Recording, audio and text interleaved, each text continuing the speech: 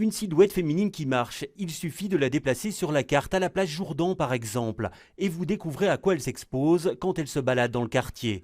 Insultes, colibets, propositions sexuelles explicites. Ces témoignages, les responsables de Touche pas à ma pote les ont recueillis avant le lancement du site en quelques jours. Et on est loin, très loin de la drague anodine. On sait tous où est le curseur entre de la drague et du harcèlement de rue ou une insulte sexiste. Je ne connais pas d'homme qui drague une femme en la traitant de pute, de salope, de pétasse ou en lui disant « je te viole ». En lui faisant des compliments, peut-être. Alors, on fait un compliment une fois. Vous êtes un homme, vous faites un compliment une fois.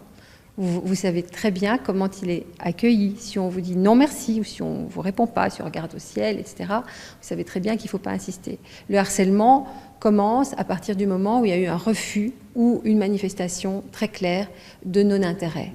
Les cibles privilégiées des harceleurs, les jeunes filles de moins de 17 ans. Un âge où des propos de ce type peuvent blesser profondément, avoir de graves conséquences sur l'estime de soi. Le harcèlement de rue est pourtant punissable, mais les plaintes restent très peu nombreuses. Une femme sur deux ignore que le harcèlement de rue, les insultes sexistes sont des délits.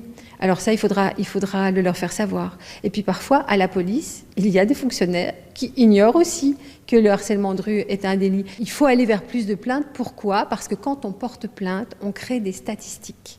Et quand un commissaire de police a sous les yeux un certain nombre de plaintes, il va très logiquement mettre en place une série de moyens. Les responsables d'Earth Street View invitent toutes les victimes de harcèlement à témoigner sur le site. La première étape d'une sensibilisation pour faire comprendre l'ampleur du phénomène.